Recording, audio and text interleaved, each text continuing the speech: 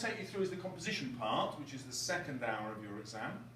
The first hour is very much like the one that you did earlier in the week, where you get a passage. I'm not going to go over that now, I've already taught my class that, and that video is already on YouTube. So this is the second half of the exam. You've got a whole hour to get 25 marks. That gives you plenty of time for planning, plenty of time for going over and checking to make sure that you've got it right. So the first thing I want to show you is how the marks are split. Here, half the marks are for your content and structure. Structure means not just paragraphs, but I've thought about how I'm going to begin, and I've thought about how I'm going to end. So crucial to you in your planning is, before you start writing, you've got to know how it's going to end. If you don't know how it's going to end, you're not going to get into the top grade. However, I am going to show you a simple technique. There's just one technique I'm going to keep banging on about that will force you to get a B or an A, even if you normally write as a C. Okay? And if you're already a good writer at a B or an A, it will force you to get an A star. Okay. Style and accuracy. The same technique that I'm going to teach you for content is also going to get you the marks for style. It's going to count twice. I won't tell you what the technique is yet. So here we go, we've got two different choices of types of writing, one descriptive, one narrative. There's a problem here. If you write a narrative, it's a story. If you write a story, you've got to plan a really good ending. So, if you're a good story writer, you're going to jump for that, because most students will do that badly. When the examiner's reading yours, they'll go, ah, a story that actually has a brilliant planned ending. Give that a good grade. But the flip side of that is, if it hasn't got a good ending, then they go, oh, disappointing, it's not going to get a good grade. So if you're not good at story writing and you're not good at planning, description is the way you're going to go. Yeah? The technique that I'm going to teach you that gets you style and structure will work for both of these. So I'm only giving you one technique because the exam's tomorrow. One thing is enough to remember. Right, let's see if I can find the mark scheme. Don't worry about filming my arse, I'll edit that out later. Okay, mark scheme. This is the general criteria, so we start there. What are they looking for? They want your writing to be realistic. Yes, so if you chose, I can't remember. If you chose a story, it has to be a believable story. If you're describing something, we have to imagine that you're there. Structure is secure. Remember I said you've got to plan an ending and a beginning? If you do that, you can get into the top band look. To get into the B grade, you only have to have some realistic features. It doesn't have to be realistic all the way through. So your writing doesn't have to be that good to get into the B grade, but you have to have planned the beginning and planned an ending. They're not brilliant, they're just satisfactory. Okay, so message number one. Plan your answer, you're going to get a B. If you don't plan, you still might get the B, but also you might not, because your beginning might be boring, and your ending might be, well, I don't know how to end this, or I'll end on a cliffhanger, and maybe the examiner will like that. They won't. They want a planned ending that fits. Okay, let's look at description. I'm going to move up from C grade, bottom C, all the way through, so you can see how easy it is to get a top mark. So, one thing that students do when they're writing a description is they start writing a story. Don't do it. You can just about get a C doing that, but the examiners have put that in there because it's really common. Oh God, they started to write a description, they ran out of ideas, and suddenly a man walked in with a gun. And then people started screaming. No, that's loads of events. That's not going to get you the marks. What do you have to do to get the B? Oh, right, okay. You're going to start thinking about pictures in words, images. So similes, metaphors, personification, alliteration, anything that's a picture in words. I'm starting to use sounds. Oh, right, that creates a picture. I've got, I might list lots of things that I can see. That creates a picture. I might start comparing things with similes. That creates a picture. So this is going to be really easy to do. I'm just making pictures in words. I'm giving the impression of reality So that means I could write about, say, I can't remember what the question was. Let's have a look at the question. Anyone remember one? Theme parks. Okay, yeah, so let's imagine I'm at the theme park, yeah? You might do that, but not always consistently well.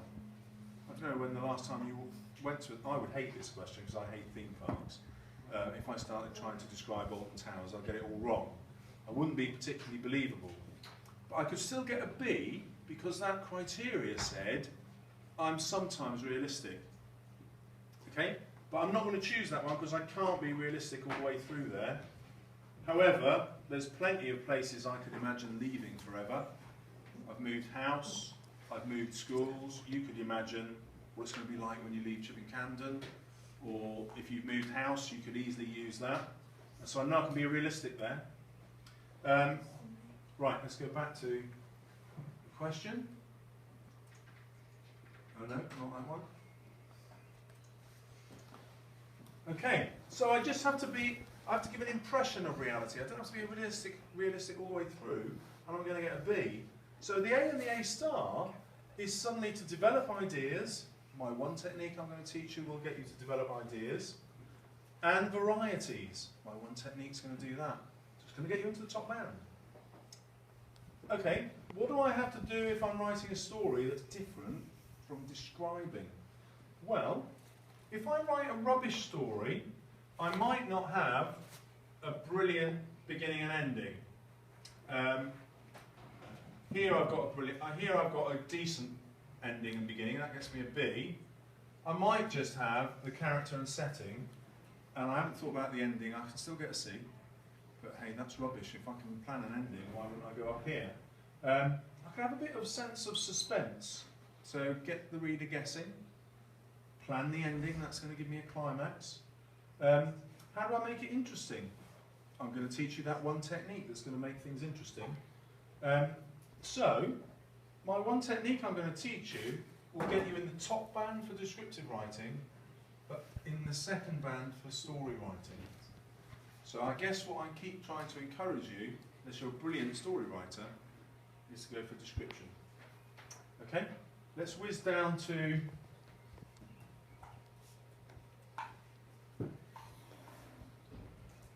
the other bit that you get 12 marks for. And I'm just going to look at the top thing. Varied sentence structures. That's what I'm going to teach you. And that's what's going to get you the marks. If you've watched my previous video, you'll have seen when I was handwriting it that I tried to start each sentence in a different way. Okay, well, I'll just try and do that now. Now, this might not work because I've not tried any of those questions. So, somebody pick me a question that I'm going to do. 2A. 2A. All right. No, because I just said, okay, all right, that's fair enough. Okay. So, I've got to just start a sentence in a different way each time. That's all I'm going to do. And the kinds of starts I'm looking for are starting with a connective, with a verb, with an adverb, with as or like. I'm just going to try and vary the way I start my sentences. All right, let's make this even tougher. What time of year is it? This, by the way, I'm modelling how to plan. Spring. No, for this, you just Winter. Winter, it's going to be winter. What kind of mood do you want me to be in? You want me to be happy in the winter, okay. Yeah. It's weird to be happy in the winter. Why am I happy in the winter? You've got Christmas coming up. Christmas is coming. Why am I happy to be there when Christmas is coming and it's winter? See Father Christmas. I'm going to see Father Christmas there. I'd love to run with that, but I've got to be realistic, remember, so I know it's not going to be the real Father Christmas. Yes, I'm 5. Yeah, but someone on YouTube might be 5, they might be watching. Thank you. IGCSE. So I may be 5. Okay. I may be 5. I'm going to have to make myself older than 5 so that I can write well. 6. Okay, so let's imagine that I'm 10. Okay. My sister's Right. some. Okay, here we go then. So I'm going to be a 10-year-old, but I'm going to be really precocious, I'm going to be super smart for my age, which is why I can write well, but I still believe in Father Christmas, even though I'm probably starting to suspect that maybe he doesn't exist, but I want him to. Okay, so here we go. I've got to start my sentence in a different way each time. And I'm going to have a theme part. I don't have to make it a real theme part though, and that will give me some, I can play around then. Right, here we go. Mother promised me I'd meet Father Christmas today, comma, but I'm rather sceptical, full stop. Start sentence in a new way. Surprisingly, comma, my friends don't seem to believe in Father Christmas, comma, but then they don't believe that I'm a genius. Full stop. I am a genius! Exclamation mark. Right. Creeping. No, I wouldn't be creeping in a theme park, would I? No. Strolling. Boldly striding towards the greatest roller coaster in the history of humankind, comma, or at least one that looked incredibly impressive to my 10-year-old self, comma, I prepared to do battle with destiny and my fears, full stop. So I've got to start putting in some images, haven't I?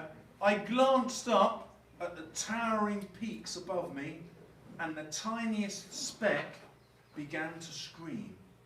The screaming increased in loudness and pitch, and gradually I realised 100 strangers were plummeting towards certain death, and I watched them with glee. Because that's more surprising than with horror, isn't it? I'm excited. Okay, full stop. But wait! Where was Santa? Okay, so you get the idea. I'm starting each sentence in a different way. As I'm going through, I'm thinking, I've got to use the best vocabulary. And then I'm thinking, oh, hang on, the examiner wants me to put images in. I will put some images in. Okay? Now, I have fallen in, however, to a trap. What's the trap? You're writing a story. I've started to write a story. And what would have stopped me doing that? You planned. Correct. Yeah, so I'm just doing it off the cuff. Genius. So you have to plan. So let me take a step back. If I was planning that, what would I start focusing on? Scenery. I'm in the fairground. What would I pick as scenery?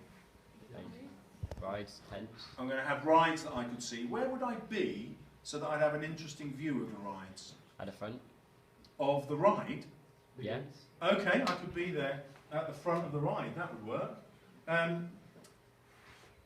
What's going to be more obvious to me? Sight, sound or smell in the theme park? Sight. Sound. I'm getting a lot of sounds. Okay, so I'm going to start focusing in on some sounds. Which ones am I going to quickly jot down in my plan? Screaming. Screaming, what else? People wooing. People yelling, what were you saying? Wooing. I went. Wooing? Going woo! Yeah. Because wooing normally means, hello darling. He's not in there, is he? No. Good. Quickly flash every time. So, people going woo. It's Jack Weaver. What other sounds will you hear? Come on, we've got to make a decent plan here. I'm under pressure. Not laughing? I'm going to have laughter, good. People crying. I might get, when will I hear people crying? Children on rides. When they're Getting being off the sick. rides. Okay. What will, good, sounds of people throwing up, now we're talking. Kids crying people. How will I describe the actual sounds of the rides themselves, the mechanical sounds? Washing. Crunching. Washing, crunching, good. Clicking. Clicking and clanking, alright. So, thank you. You can see that the moment I start to plan, lots of ideas come to me, and they're going to prevent me making a fool of myself, like I did there, going into a story. Yeah? What would I have done in the exam if I'd already made that start as a story? And then I thought, oh, I need to plan. What would I do? You would have already messed up. No. I've messed up, but that took, what, 4 minutes of my exam where I've messed up, so what am I going to do next?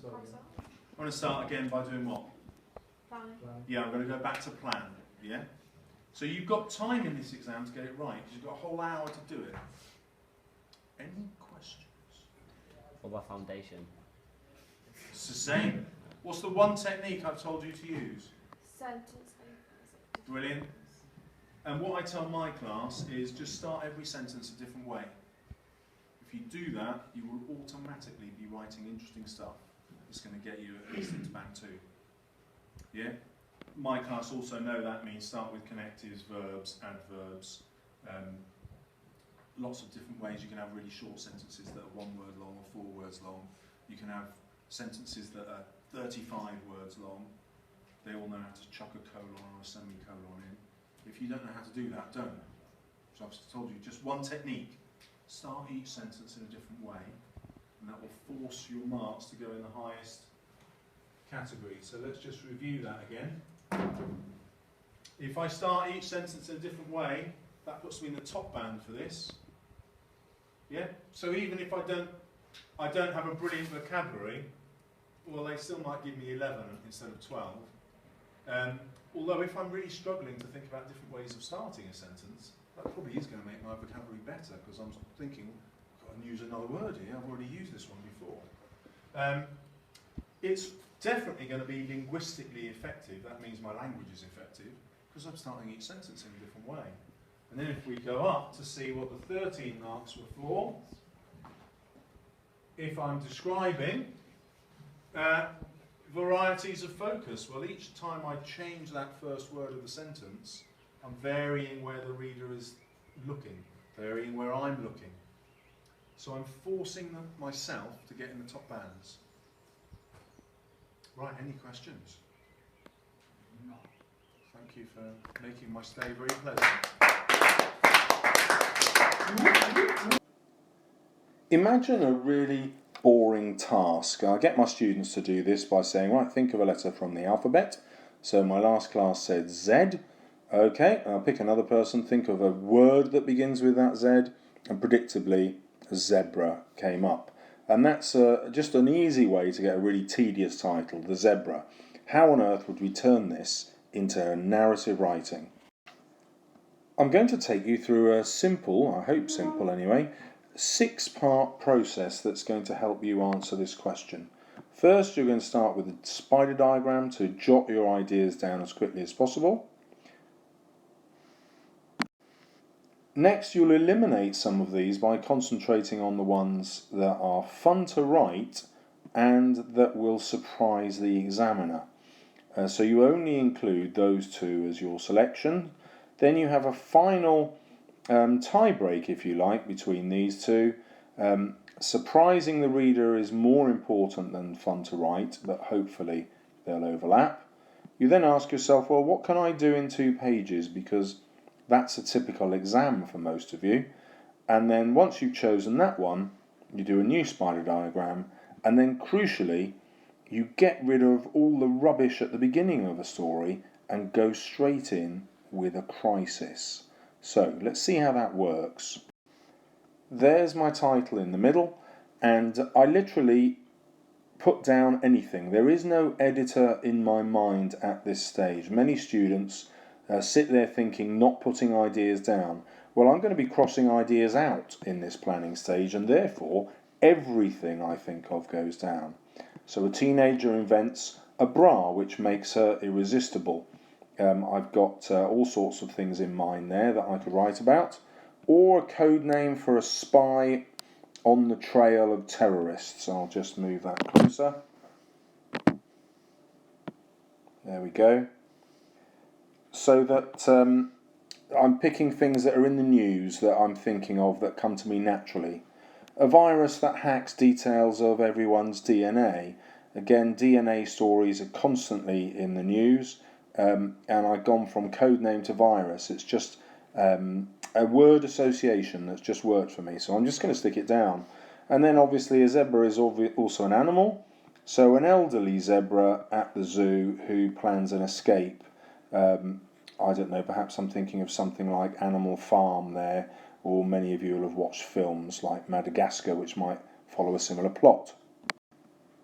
Okay, well that is literally a minute of planning, maybe 2 at the most, where I just whap any idea down. What do I do next? Well, I go through and I mark an F next to all the ones that I think are going to be fun to write. Now this one I don't really know enough about, so I've just crossed it out, which leaves me with 3. Now I have to decide which ones will also surprise. Well, this one, having the zebra as a real animal, is quite predictable really. I imagine maybe 1 in 10, 1 in 15 people will choose a story that's really similar to this. And I don't want the examiner who's reading 1,000 scripts to find 100 that are like mine. That would be a disaster, because I'd have to be absolutely awesome in that one to make the examiner think I was particularly brilliant. So I'm left with these 2 here. So I cross out to the zebra one. Right, I've got plenty of ideas for both of my other 2 stories. So I love Paul Jennings' short stories, and they're very similar to this idea of an invention where things are going to go wrong. At first they look like they're going brilliantly and then they go wrong. That's a typical Paul Jennings story, and I can easily do that with the invention of the bra. So yes, you become irresistible, but then that brings all kinds of complications. You get attention that you don't want. I could easily do that in 2 pages, and it would probably end up with her destroying the bra because it had been too successful. And then I've also read a bit of Michael Crichton, who always takes some aspect of science and takes it to an extreme. So he's the man who wrote Jurassic Park, and you can see, you know, he's taken the idea of cloning and taken it to an extreme. I could do that quite easily with this DNA. What would happen if a company got hold of everybody's DNA on the planet? So I can easily think of things to do with that story too. But one of those, or all of both of them, might end up being more like a book than 2 pages. So which one could I do in just 2 pages? Well, I'm going to pick the one that's got fewest events in, and for me that's going to be the DNA story and not the bra. I'm probably going to get carried away with lots of different scenarios with the bra one, and the story might not go anywhere for too long. So yeah, I'm ditching the bra and I'm going with the DNA. Okay, well now I do exactly the same thing. I put my title at the middle of the page, and then I spend 1 minute jotting down any ideas that I can think of. So it releases your DNA on the website, on the internet, so everyone can access it, or it allows adults to be genetically altered. You know, you think about drugs in the news, that's just altering what athletes can do. What if they could do that at the level of your genes? And then the other possibility, it changes your DNA so that babies can be designed. You get designer babies, people choosing exactly what partner they want from some kind of catalogue. People would stop having babies because they loved each other, but because they were the right DNA match, their genetic profiles would match. What would that do to society? Okay, well all of those 3 quite appeal to me. I could go for any of them. But the advice is next and finally to start with a crisis, and that will help you narrow down which one you do. And for me, that's quite clear. The one that lends itself to that sort of dramatic crisis in my mind is this one, because the moment that's released, there's panic. So that idea of panic is what I'm going to start with, and I'll just launch into my story, not worrying about how it begins in terms of where's the beginning idea and explaining to the reader what's going on. I'm not going to do that at all. I'm going to make the reader catch up, and that's the great joy of starting with a crisis. And the other thing it does, of course, is it helps you write just 2 pages, because you're not spending a lot of time filling the reader in. You're getting straight into it, and that gets rid of lots of other stuff. Right, well now you need to hang around for the second part of the video, where I show you the story that I began using this technique. Or if you're watching this as a standalone video on its own, follow the link and find the story that I began to write. Good luck. Okay, of all the points in my 6-point planning map, if you like, the crisis is the most important part. Even if I've come up with a duff idea for a story because I'm under pressure, starting with a crisis is going to save me. Let's see how it works. Chloe stabbed furiously at the keypad, swearing under her breath, and then her eyes pleaded with me. "They've changed the code," she spat. Disbelief. I closed my eyes, searching for the most likely change. The most powerful company in the world, Futures, holds the DNA of everyone on the planet. Double helix was this morning's code. I opened my eyes again as it came to me. He'd rhyme it. Felix, happiness. Futures actually thought they were making the world a better place, like all dictatorships. Try Felix. Right, starting in straight with the crisis forces me to be dramatic. Look at my choice of verbs. Chloe stabbed, she's swearing, she's pleading with me. Automatically the reader is emotionally involved. More than that, they have to try and work out what on earth is going on. But there are lots of clues. There's a keypad and a code, so they know they're in a kind of technology genre, possibly a thriller because this code is trying to be cracked. They know there are two main characters. There's Chloe and there's me, the narrator. They know that they're in a near future because they've never heard of this company, Futures, but it's the most powerful company in the world. It's a world like ours. It's involved with the DNA, so the future isn't too far-fetched. It might only be 5 or 10 years away from where we are now. And they know again that it's got a science sort of theme because double helix links with DNA. So, lots of clues for the readers to work out what's going on. Well, what kind of world is it? It's probably one where this company, Futures, is trying to take over because I, as the author, have referred to it as a dictatorship. So this is a really useful technique. I grab the reader here with the beginning of my crisis, and then I put in a bit of backstory, or as writers call it, exposition, where I give a little bit of detail about the setting and what's happened previously. We know what this company has done, and we know why they're there. They're trying to break a code. And all that is done in very few words. There are not many words on this page, and it's accomplished an awful lot. Chloe dared to breathe again. The door slid open silently, and we entered into a sea of white. Our eyes locked on each other. 5 minutes, I said stupidly. We both knew the plan and the timings intimately. 4 years we'd worked here, brains whirring at optimum from weekly doses of Z, the drug configured individually to our own brains, courtesy of Futures. Forgetting became impossible, which made us incredible employees, but a brain that can't forget wakes up every day with pain. Your father's death from cancer, the betrayal of your first love, the pain of childbirth, replayed every morning. And worse, memories you've wiped. The first time you slept alone as a baby, your first toothache, the first time your parents were caught in a lie, finding out your cat was dead. Slight, inconsequential, meaningless to you, now suddenly real, and always repeating. Futures, your future poisoned by your past. Right, well, describing the crisis in this way allows me to give the characters thoughts, and that's always something that writers under pressure in an exam usually fail to do. And the thoughts are doing two things. They're telling me how the character's feeling, this idea of the pain that they're having to suffer, but look at the exposition it's doing. It's giving that whole backstory of what Futures has been up to, and it's given my characters a motive for wanting to attack the company. So the company have been feeding them this drug Z, which has incredibly improved their memories, but the side effects of that is these awful memories never go away. We can never delete them.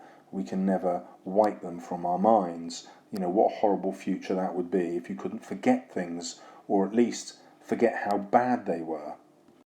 And then the other thing it's allowed me to do is show you how long my characters have got. this is going to be a 5-minute story.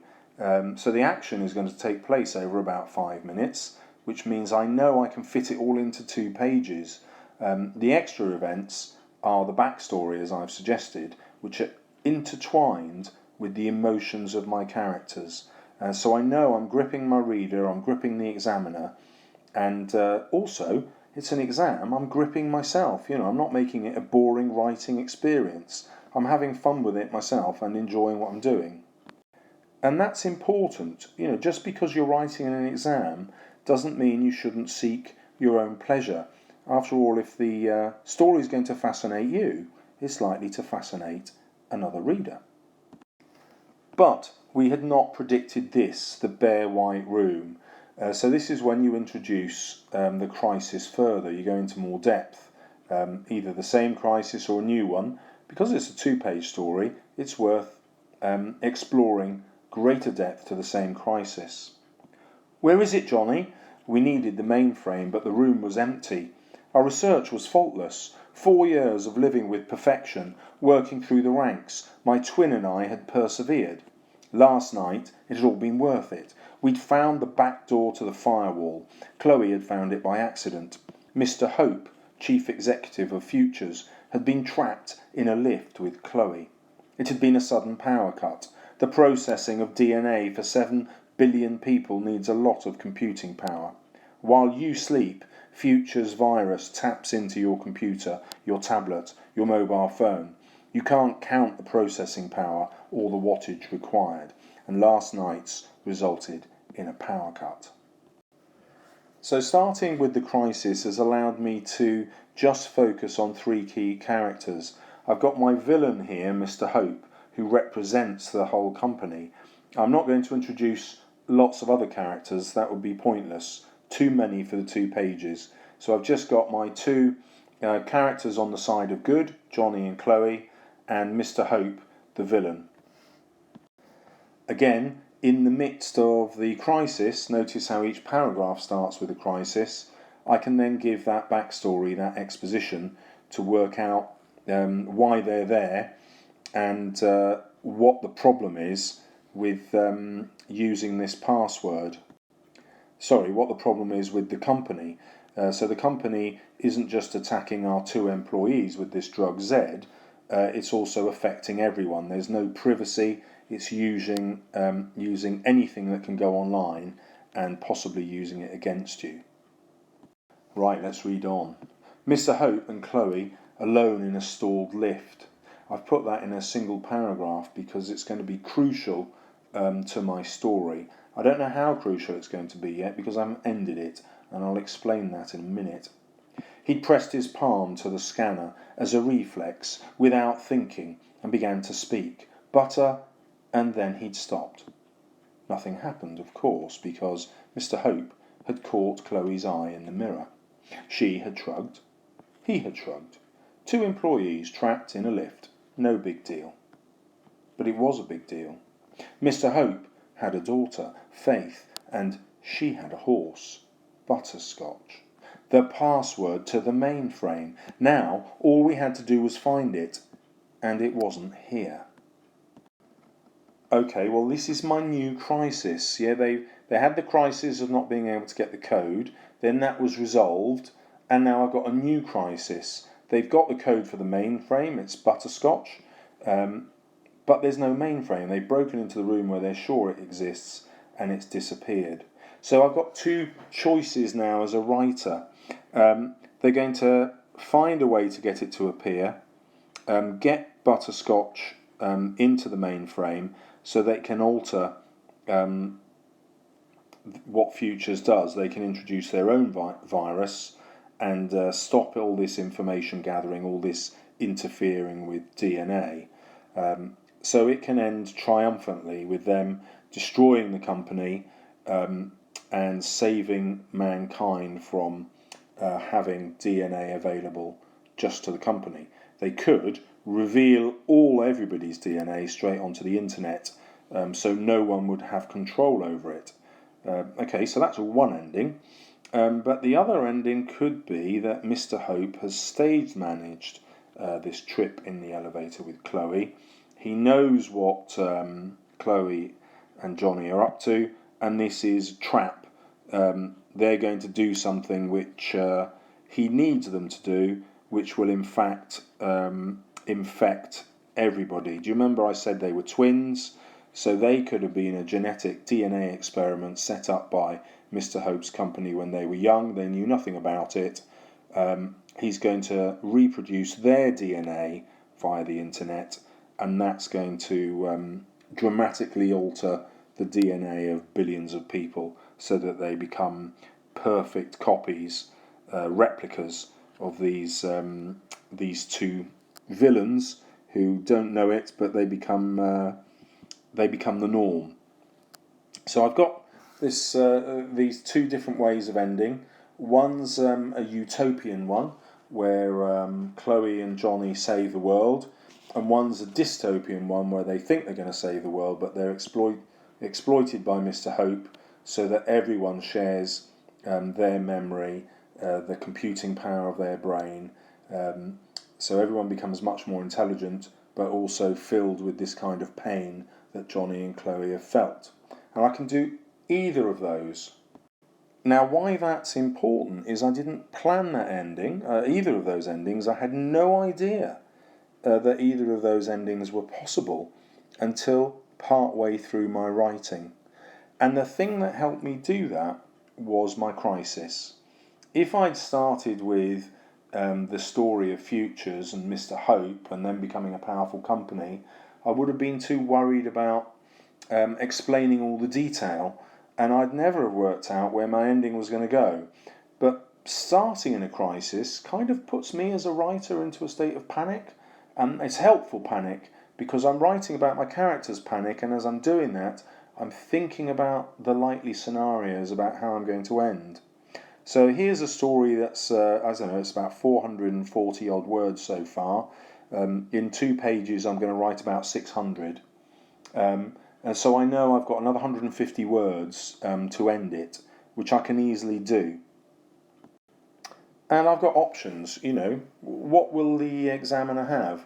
More utopian stories where things turn out well, or more dystopian stories where they turn out worse? Sadly, I haven't read 1,000 short stories, I don't know. But probably, for my money, I'll go dystopian.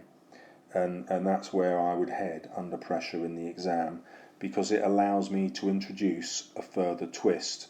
We think they've succeeded, but their success actually results in tragedy. Right, well, let's recap on some of the advantages of starting with the crisis.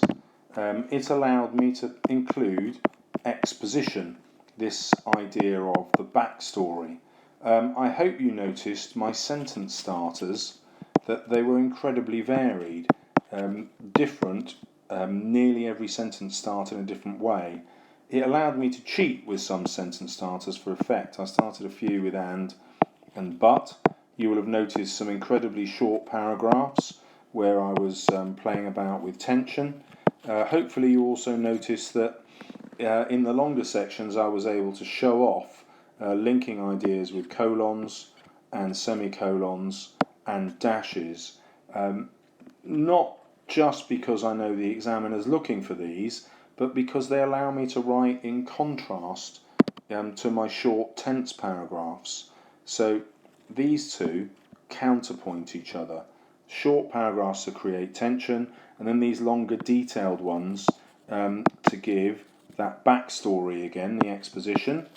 And hopefully you'll remember that linked to the exposition, I'm always giving the characters' feelings. And by doing that, by giving their feelings, I'm constantly asking the reader to engage with my story. And finally, what does all that do? It all comes together to give me this choice about how I end. And choice is the key ingredient that keeps me interested as a reader. Wow, that's messy, isn't it? But I hope it's been a helpful video, and why not write your own story under exam conditions now and see how it works?